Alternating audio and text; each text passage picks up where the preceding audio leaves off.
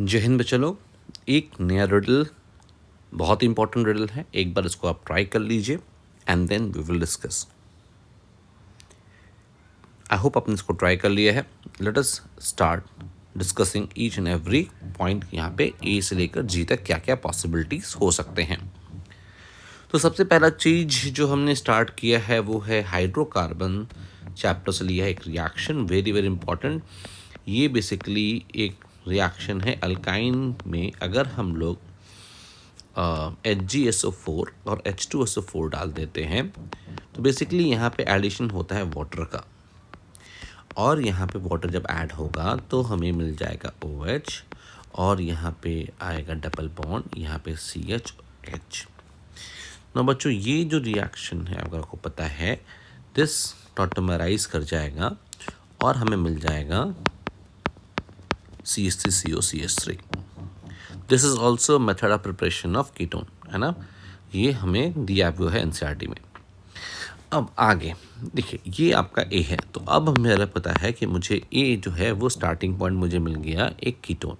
This is a methyl ketone, और methyl ketone का one of the very very important reaction is haloform reaction, जो कि NaOY, या फिर अगर यहाँ पर I2+ OH- दिया होता तो भी हम यही कर रहे होते हैं। तो इसका मतलब हो गया हमें दो प्रोडक्ट मिलने वाला है। एक है CH3 COO- Na+ आ जाएगा, प्लस CHI3। अब इसमें से एक B है और एक C है। नौ जो रिएक्शन C का दिखा रहा है विथ Ag, तो इसका मतलब ये आपका क्लोरोफॉर्म आइडोफॉर्म का रिएक्शन है, हेलोफॉर्म का रिएक्शन है, आइडोफॉर्म का रिएक्शन है। और जब हम इसको सिल्वर के साथ हीट करते हैं तो ये HC≡CH बन जाता है। यही आपका हो जाएगा C1। जब आप इसको टॉलेंस रिएजेंट के साथ रिएक्ट करेंगे तो टॉलेंस रिएजेंट क्या करेगा, यहाँ पर Ag, क्योंकि टर्मिनल H है यहाँ पर, तो ये इस प्रकार से कुछ एक प्रोडक्ट बना देगा विच इज़ अ वाइट पीपीटी। इस कारण से हम लोग ये बोलेंगे कि यहाँ पर वाइट पीपीटी आ रहा है, यानी C1 जो है मेरा एसिटिलीन है, और इसका मतलब B जो मेरा ये हो जाएगा एसिटेट आयन है। एसिटेट आयन में इन्होंने क्या किया है, H3O+ कर दिया है। H3O+ करके इन्होंने क्या किया, फर्स्ट H3O+ किया, तो यहाँ पे क्या हो जाएगा बच्चों, यहाँ पे हो जाएगा CH3COOH हो जाएगा। उसके बाद जब आप इसको कैल्शियम हाइड्रोक्साइड से रिएक्ट कराते हो विच इज़ अ बेस, तो एसिड बेस रिएक्शन होगा। तो आपका प्रोडक्ट क्या बनेगा, calcium acetate CH3 whole twice CH3CO whole twice Ca, calcium acetate ion. और जब आप इसको हीट करते हो बच्चों, तो एक बहुत ही इंपॉर्टेंट रिएक्शन है जहाँ पे calcium salt of carboxylic acid को हीट करने पर, कैल्शियम हो या बेरियम हो, हमें मिलता है ketone. Now this is the ketone, यहाँ एक कार्बन कम हो जाएगा और कैल्शियम कार्बन निकल जाएगा। हालांकि ये जो प्रोडक्ट है वो आपका ए जो आपने निकाला था वो सेम ही है, पर इस क्वेश्चन के हिसाब से ये आपका डी है।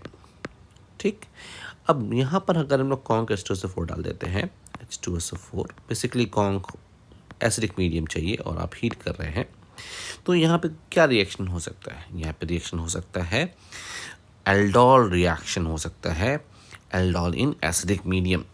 अगर ऐसा आपको आइडिया लग रहा है तो फिर आपको प्रोडक्ट समझ में आ गया होगा यहाँ पे क्या बन रहेगा। बिकॉज हीटिंग किए हो तो मुझे जो प्रोडक्ट मिलेगा वो आपका होगा अल्फ़ा बीटा अनसैचुरेटेड एसिड, और यहाँ आएगा CH डबल बॉन्ड C, यहाँ पर CH3, यहाँ पर CH3।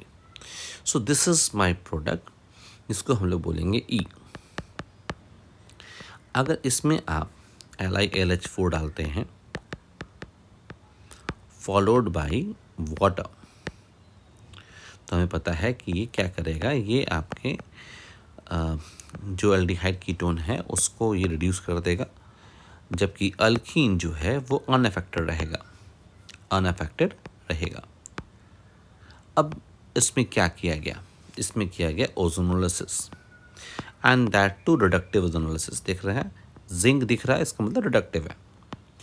तो इसका मतलब क्या होगा, यहाँ पर डबल बॉन्ड या ट्रिपल बॉन्ड होगा वो आपका ऑक्सीडाइज हो जाएगा। ओजोनोलिसिस का मतलब हो गया इट विल अंडरगो क्लीवेज। तो होगा क्या बच्चों, ये जो डबल बॉन्ड दिख रहा है इसको हमें तोड़ना है और दोनों तरफ ओ लगा देना है। तो प्रोडक्ट मेरा क्या बन जाएगा फाइनली, यहाँ पर आएगा CH3 CHOH, ये ऐसे रहा, और यहाँ आया CHO plus O double bond CH3 CH3, यही आपका G प्रोडक्ट्स के रूप में आ रहा है।